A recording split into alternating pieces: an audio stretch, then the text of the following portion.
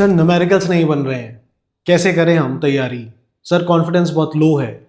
ऐसे कुछ कमेंट्स आ रखे हैं मेरी पुरानी वीडियो पे जो भी लेटेस्ट डाली है। जी हाँ, इसीलिए आज बेटा मैं तुम्हारे लिए लेके आया हूँ क्लास 12 सीबीएसई बोर्ड्स के लिए, इवन यूपी बोर्ड के जो बच्चे हैं उनके लिए भी एक धमाकेदार फिजिक्स की वीडियो, जिसमें हम एड्रेस करेंगे तुम्हारी एक प्रॉब्लम को, जो है न्यूमेरिकल्स नहीं बन रहे। ये न्यूमेरिकल्स नहीं बन रहे, बहुत परेशान करते हैं न्यूमेरिकल। मैं समझ सकता हूँ तुमको कुछ ना कुछ ऐसा लगता है ना, घिरे रहते होगे इतने सारे फॉर्मूले किताबों के बीच में और समझ नहीं आता कि क्या करें कैसे करें, है ना। मुझे पता है यार, मैंने भी 12th करी है ना, मैंने भी इंजीनियरिंग करी है, मैंने भी मास्टर्स करी है, तो मुझे पता है कि न्यूमेरिकल्स में कितना ज़्यादा समय जाता है ना। पहले तो फॉर्मूले याद नहीं हो रहे, किसी तरीके से एक आध फॉर्मूला हो भी गया याद तो पहले दूसरे क्वेश्चन में ही एक ऐसा सवाल आ जाएगा पहले दूसरे पन्ने पे ही कि वो क्वेश्चन बनेगा नहीं, और पूरा का पूरा मोराल, पूरा का पूरा कॉन्फिडेंस डाउन एक झटके में ख़त्म हो जाता है ना।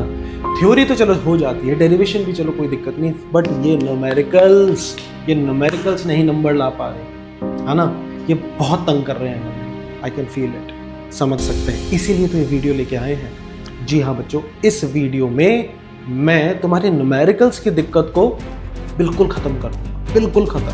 तुम इस वीडियो में इतना धमाकेदार सॉल्यूशन लेके जाओगे मुझसे कि जब ये वीडियो बंद करोगे ना, एक पॉजिटिव एनर्जी के साथ पढ़ाई करोगे, है ना।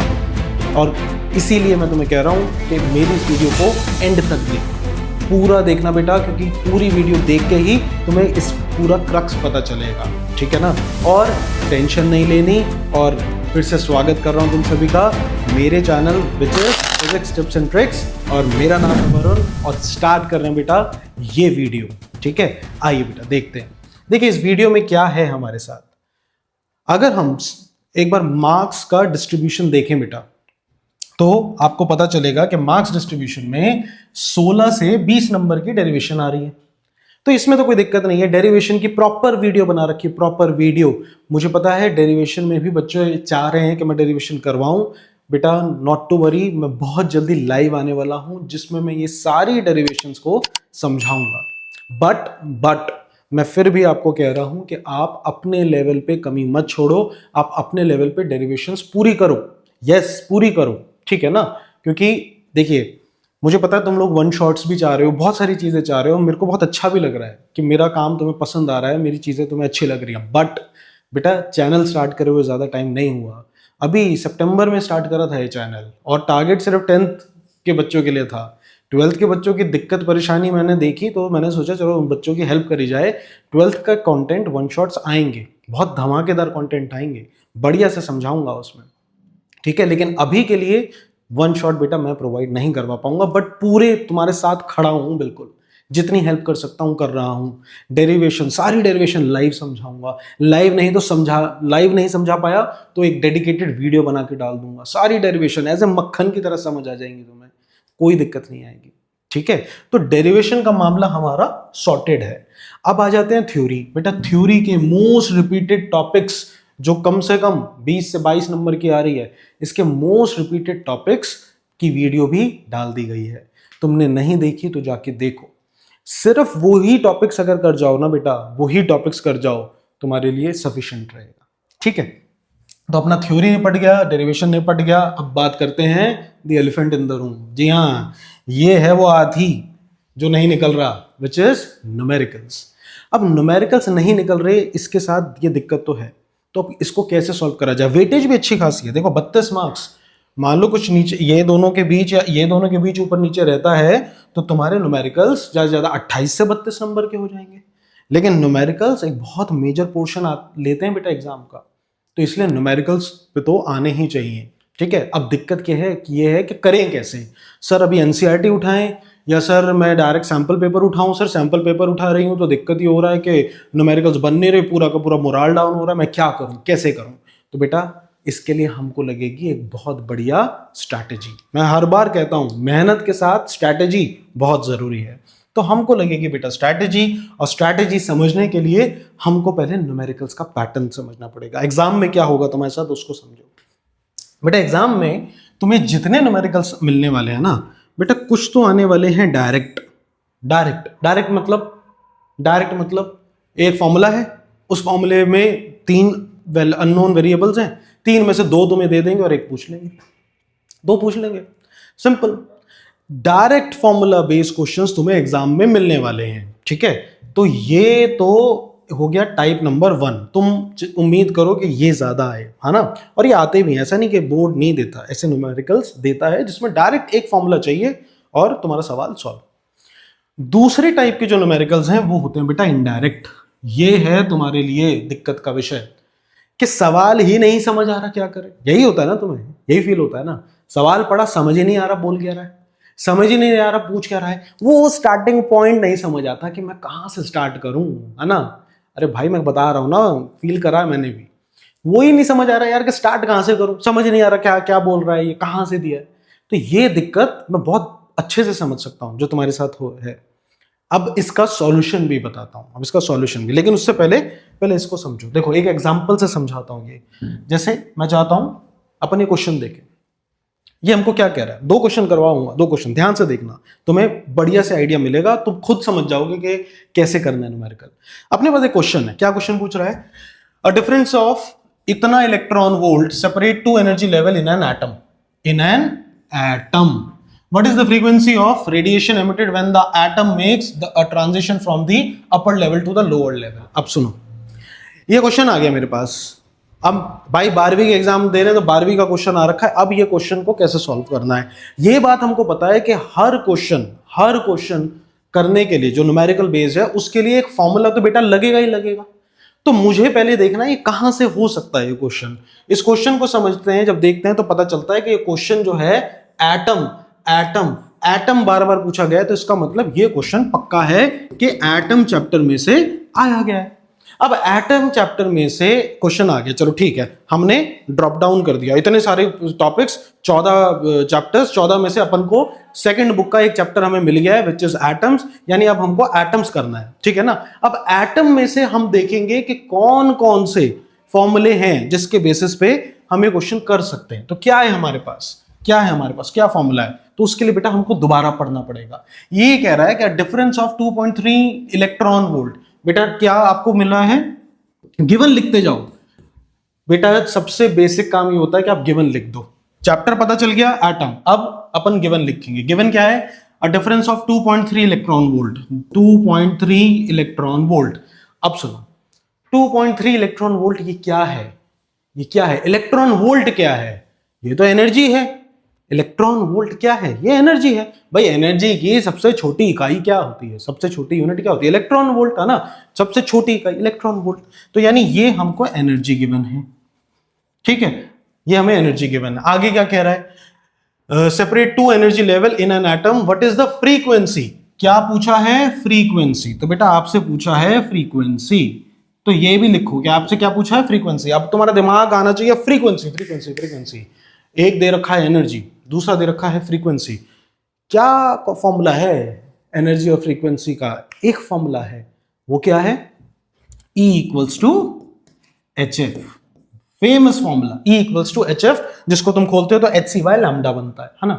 ये तो पूछ क्या रहा है, फ्रीक्वेंसी पूछ रहा है, E दे रखा है, H प्लांक कांस्टेंट क्वेश्चन में गिवन होता है, 6.626 इंटू 10⁻⁻34 गिवन होता है क्वेश्चन में। तो ये क्वेश्चन में गिवन होगा, इसको निकाल दो। तो फ्रीक्वेंसी किसके बराबर है बेटा, एनर्जी बाय H। एनर्जी कितना है बेटा 2.3 और H कितना है 6.626 इंटू 10⁻⁻34।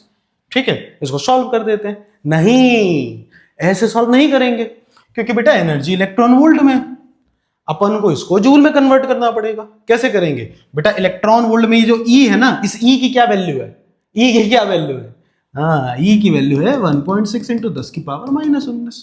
लो जी, हो गया ये, इसको निपटा दो, ये सवाल सॉल्व, इसको निपटा दो, सवाल सॉल्व। तो ध्यान से देखो, तो क्वेश्चन को कैसे ब्रेक करा हमने, पहले हमने देखा किस चैप्टर में से हो सकता है, फिर उस चैप्टर के फॉर्मूले याद आ जाते हैं कि अच्छा ये फॉर्मूले थे जो याद हैं। अगर फॉर्मूला ही याद नहीं है बेटा तो देखो कुछ नहीं हो सकता, मैं साफ बता रहा हूं। देखो कोई मिरेकल नहीं हो सकता, फॉर्मूला तो याद करना पड़ेगा। तो हमको फॉर्मूले, पहले चैप्टर पे आए, चैप्टर से आए गिवन पे कि हमने गिवन लिखा, फिर गिवन को लिखते लिखते हमने याद करा कौन सा फॉर्मूला है, फॉर्मूला याद था, डायरेक्ट फॉर्मूला बेस्ड क्वेश्चन है, तो ये तो बेटा डायरेक्ट क्वेश्चन आपसे पूछ लिया गया है। ठीक है, अब अगर आपको ये याद नहीं है बेटा तो ये नहीं पॉसिबल है ना। जिन बच्चों को ये याद है वो यहां तक आने में कोई दिक्कत नहीं। अब तो ये फिजिक्स तो खत्म हो गई ना, इसके बाद ये तो मैथ स्टार्ट हो गई है। ठीक है, तो ये रहा एक सवाल। अब ये एक सवाल का आइडिया दिया, अभी तुम्हें इसका कंक्लूजन भी बताता हूं। आओ देखते हैं दूसरा सवाल, लास्ट सवाल, दूसरा सवाल। ये क्वेश्चन देखो, क्वेश्चन देखो क्या कह रहा है।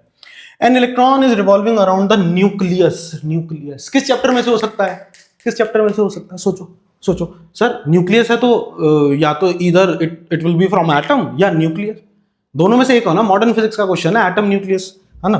तो मार्क करते हैं, चलो क्या क्या भैया, न्यूक्लियस दिख गया। In a circular orbit with a speed, speed given है, speed. If the radius of the orbit, लो भाई रेडियस भी है, ऑर्बिट का रेडियस भी गिवन है। फाइंड द करंट, पूछ क्या रहा है? करंट। बेटा सबसे पहला काम क्या, कहां से हो सकता है? मॉडर्न फिजिक्स में से लग रहा है। कहां से? एटम या न्यूक्लियाई। और क्या लिखा, और क्या रखा है? इलेक्ट्रॉन। क्वेश्चन को दोबारा पढ़ो, क्या कह रहा है? An electron revolving around the nucleus, मतलब एक न्यूक्लियस है, उसके चारों ओर इलेक्ट्रॉन रिवॉल्व कर रहा है, उसके चारों ओर इलेक्ट्रॉन रिवॉल्व कर रहा है। अच्छा ठीक है, गिवन लिखते हैं। अभी तक हमको फॉर्मूले का आइडिया नहीं है कि कौन सा फॉर्मूला लगाएंगे, पहले लिखते हैं पूछ क्या रहा है ये, लेकिन चैप्टर का आइडिया होगा कि कहां से आ सकता है। अब लिखो कि पूछ क्या रहा है, पूछ क्या रहा है, क्या क्या दे रखा है। एक इलेक्ट्रॉन तुम्हारे पास है जो न्यूक्लियस के चारों ओर चक्कर लगा रहा है। ये रहा बेटा न्यूक्लियस, और ये रहा हमारा इलेक्ट्रॉन भाई साहब जो न्यूक्लियस के चारों ओर चक्कर लगा रहा है। कैसे लगा रहा है बेटा? सर्कुलर ऑर्बिट में, गोल घूम रहा है, गोल गोल। आगे क्या कह रहा है? विद स्पीड ऑफ 10 की पावर 7 मीटर पर सेकेंड, यानी तुम्हें speed they the, speed of electron कितनी दे दी? 10 की पावर 7 मीटर पर सेकेंड। ये गिवन है तुम्हें, ये गिवन है तुम्हें। आगे क्या कह रहा है? If the radius of the orbit, radius क्या होता है बेटा? ये होता है आर। तो रेडियस कितना दे रखा है ऑर्बिट का? 10 की पावर -10 मीटर, ये दे रखा है। और क्या पूछा है? Find the current constituted by the revolving electron. Current बताना है, करंट। भाई कक्षा 10वीं, क्लास 10th, क्लास 10th में फिजिक्स का चैप्टर है इलेक्ट्रिसिटी। करंट क्या होता है? क्या हुए है भाई? करंट, करंट होता है rate of flow of charge. अरे चार्ज के चलने पे करंट बनता है, ये तो पढ़ा ही है ना। अब यहां पे इसको देखो तो करंट निकालने को कह रहा है, और चैप्टर आ गया मॉडर्न फिजिक्स का। बाप रे, फॉर्मूला तो कोई याद ही नहीं, कुछ आता ही नहीं इसका, करंट कैसे निकालें?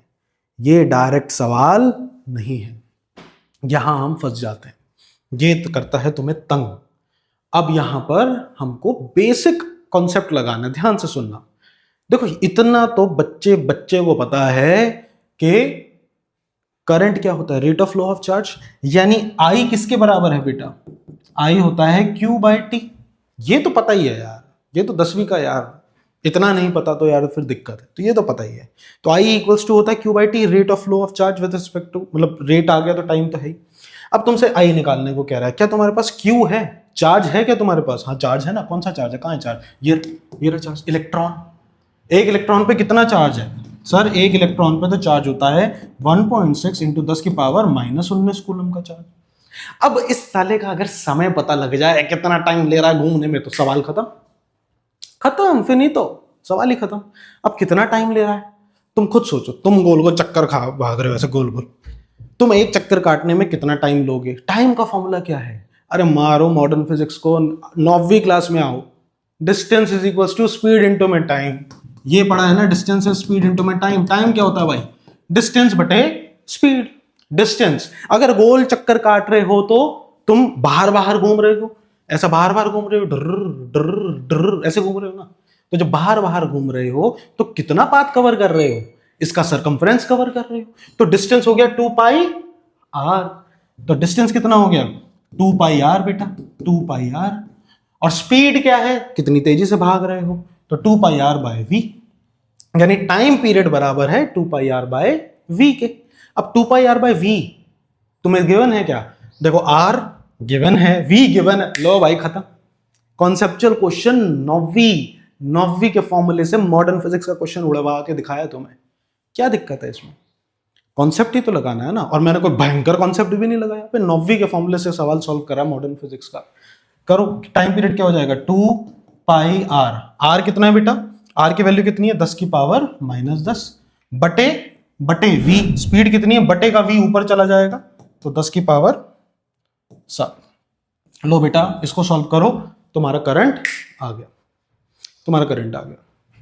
So that is the second form which is indirect numerical. Indirect numerical क्या बात समझे, अप्रोच समझे। डायरेक्ट न्यूमेरिकल जो हमने सॉल्व करा, डायरेक्ट गिवन तो हमने पहले तो हमने चैप्टर देखा कौन से चैप्टर से हो सकता है, फिर गिवन लिख दिया, गिवन लिखने के बाद गिवन लिखते लिखते हमने सोचा कौन सा फॉर्मूला बन सकता है, डायरेक्ट फॉर्मूला बेस्ड क्वेश्चन है, इनमें तो कोई दिक्कत नहीं। उसके बाद जो खतरनाक क्वेश्चन है उसमें हमने चैप्टर पे आए कौन सा चैप्टर हो सकता है, और उसके बाद हमने गिवन तो लिखा ही, गिवन लिखने के बाद हमने सॉल्व करा कि कैसे हो सकता है, यहां हमने लगाया कॉन्सेप्ट। ठीक है, अब आते हैं तुम्हारी दिक्कत पे, हम कैसे करेंगे, आपने तो कर दिया, हम क्या करेंगे एग्जाम में, हम कैसे सोच पाएंगे, हम ये सोच ही तो नहीं पाते। सर अगर ये सोच पाते तो बात ही खत्म थी, अगर ये सोच पाते तो बात ही खत्म थी। इसके लिए आने वाली है स्ट्रैटेजी। यस, इसके लिए मैं तुम्हें देने वाला हूं तरीका कि तुम कैसे बना सकते हो ऐसे सवाल। तो इसके लिए तुम्हें लगेगी एक बढ़िया सी स्ट्रैटेजी, एक बढ़िया सा एक्शन प्लान। एक्शन प्लान क्या, मतलब कैसे कैसे तुम्हें चीजों को करना है। तो पहले बात करेंगे तुम्हारी प्रैक्टिस। प्रैक्टिस के लिए तुम्हें क्या करना है, ध्यान से सुनो बेटा। 100 बात की एक बात, फॉर्मूला तो याद करना ही पड़ेगा, फॉर्मूला तो याद करना ही पड़ेगा, बिना फॉर्मूले के गाड़ी नहीं चलती, फॉर्मूला तो याद करना ही पड़त, तो फॉर्मूला तो याद करना ही पड़ेगा। तो सबसे पहले तो आपको बेटा फॉर्मूला याद होना चाहिए। टेक एनी चैप्टर, कोई सा एक चैप्टर उठाओ, let it be chapter number 1, chapter number 1 उठाओ और चैप्टर 1 के फॉर्मूले याद करो। क्या क्या फॉर्मूले, ये फॉर्मूला ये फॉर्मूला ये फॉर्मूला। उसके बाद क्या करो, उसके बाद बेटा वन शॉट में से वन शॉट, कौन से वन शॉट, 3-3 घंटे के नहीं वन शॉट। अगर पहला चैप्टर उठा रहे हो तो आधे घंटे का one shot, 1.5 hour to 1 hour, इतने का वन शॉट अवेलेबल है वही यूट्यूब पे। अब मैं नाम नहीं ले सकता, अवेलेबल है, तुम जाके यूट्यूब पे देखो। तो मुझे पता है तुम्हें वन शॉट में भी दिक्कत आ रही है कि कहाँ सर्च करें, किसका सर्च करें। I am not able to take any names in the video, but YouTube पे सर्च करो, इजीली अवेलेबल है। डायरेक्ट डालो one shot chapter number 1 easy, ऐसे करके डालो, सीबीएसई यूपी बोर्ड ऐसे करके डालो, तुम्हें वन शॉट मिल जाएंगे भाई। तो सबसे पहले वन शॉट डायरेक्ट मत देखो, पहले फॉर्मूला देखो, फॉर्मूला पढ़ो क्या है, उसके बाद कॉन्सेप्ट समझो वन शॉट में से। तो पूरा तो बैठ के देखना नहीं है घंटा, तुमने एक फॉर्मूला याद करा, चैप्टर 1 उठा लिया, एग्जाम कूलम लॉ का फॉर्मूला तुमने याद करा, F equals to K/Q1 Q2 by R square. अब तुमने वन शॉट उठाया, सीधा कूलम लॉ पे आए, भैया देख लो 5-6 मिनट लगा के कि क्या कॉन्सेप्ट है, Q1 Q2 R ये सब क्या है, K क्या है, K को खोलने पे 1/4 पाई एप्सिलॉन नॉट आता है, एप्सिलॉन नॉट क्या है, परमिटिविटी क्या है, इतना समझ लो भाई, है ना, ये वैल्यू समझ लो। याद करने की थोड़ी है इसमें, अबे एग्जाम में मिलती है ये वैल्यू, सारे कांस्टेंट की वैल्यू एग्जाम में मिलती है, रट्टा मारने में टाइम वेस्ट मत करो, हाँ ये सब मिलता है, टेंशन मत लो। तो कॉन्सेप्ट समझो थोड़ा सा क्वेश्चन का। उसके बाद बेटा क्वेश्चन लगाने हैं, कहां से, एनसीईआरटी, समय नहीं है, समय नहीं है, एनसीईआरटी तुम्हारे लिए बहुत काम की किताब है, बट बेटा अब समय नहीं है। ये वीडियो, ये दिक्कत अगर तुम 6 महीने पहले पूछते मैं तुम्हें बोलता एनसीईआरटी लगाओ, लेकिन अब नहीं, अब समय नहीं है। तो अब क्या करें, कहां से बनाए, अब सुनो, तुम्हें चाहिए एक रेफरेंस किताब जिसमें PYQs प्रीवियस ईयर के बेटा क्वेश्चंस हैं, पिछले 10 साल के। तुम पिछले 10 साल के क्वेश्चंस उठाओ और 10 साल के क्वेश्चन में से, और उठाने भी कहाँ से यार, तुम किताब ले लो।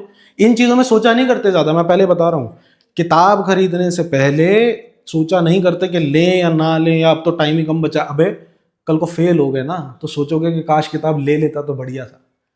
तो सोचना नहीं है, तुम किताब उठाओ। हम पर्सनल जो मैं बच्चों को रिकमेंड करता हूँ, मैं एग्जाम आइडिया रिकमेंड करता हूँ, ठीक है, बजट फ्रेंडली किताब है, ज़्यादा महंगी भी नहीं है, और कंटेंट भी ठीक ठाक है। गलतियां हैं इसके अंदर थोड़ी, बट इतनी मेजर नहीं है, तुम पकड़ जाओगे गलतियां।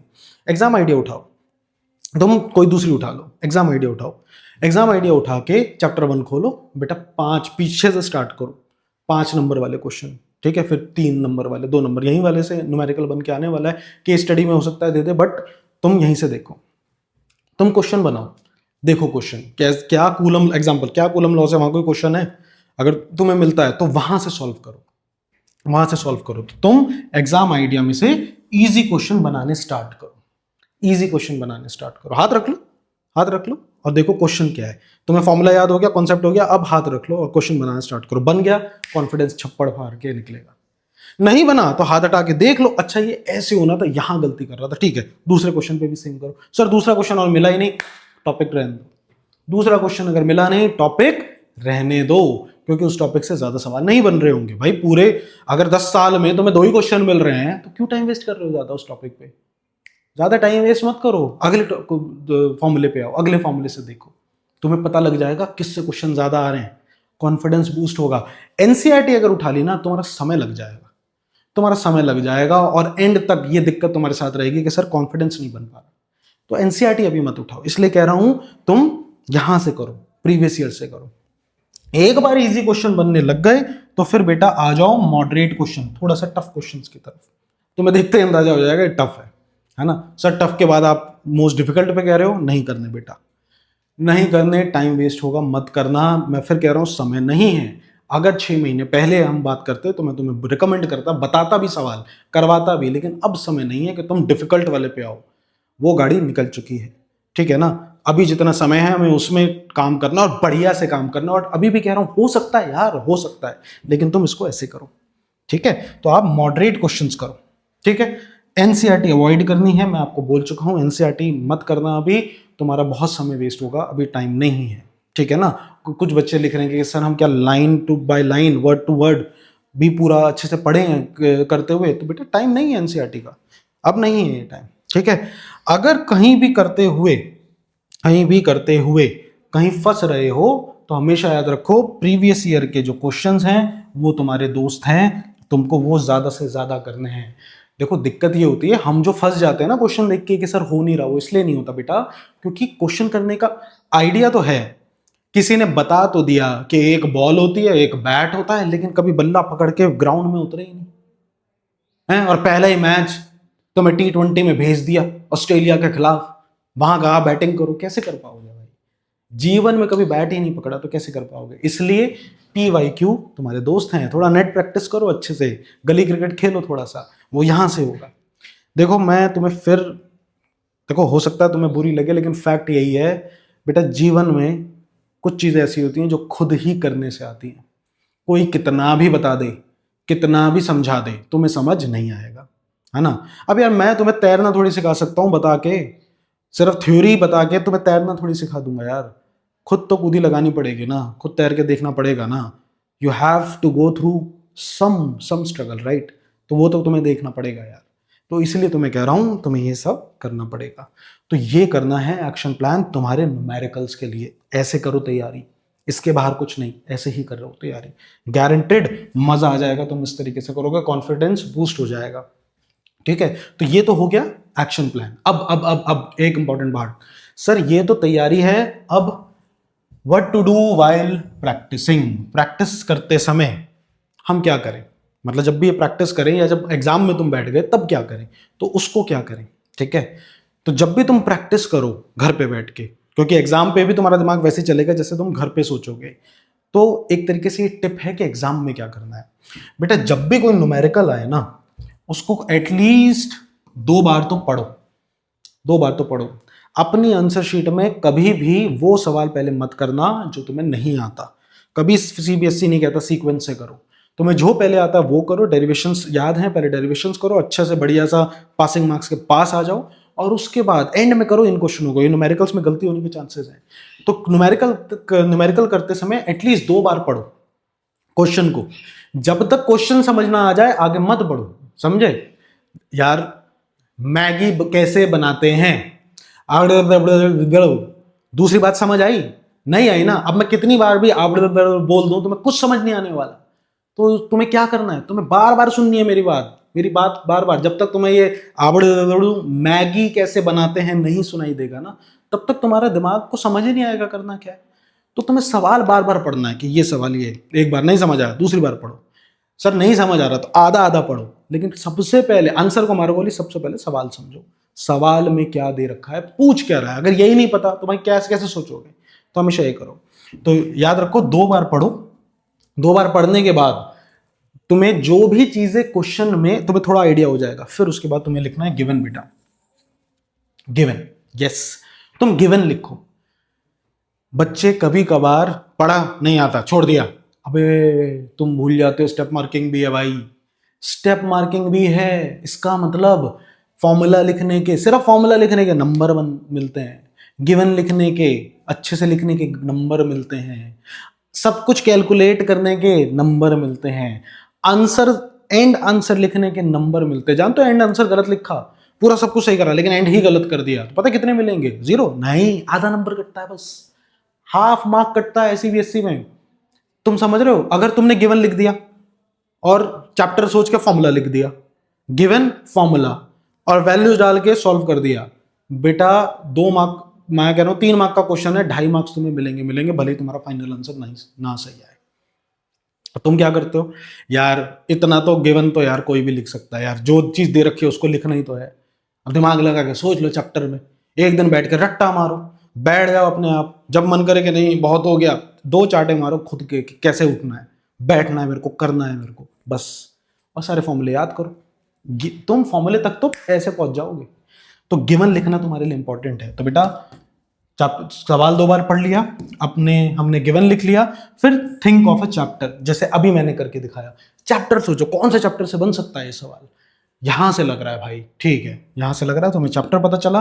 फिर थिंक ऑफ अ फॉर्मूला, फिर फॉर्मूला सोचो, जैसे मैंने अभी करके दिखाया कि अच्छा यार यहां से लग रहा है ये फॉर्मूला मैंने याद कर रहा था, फॉर्मूला आ गया।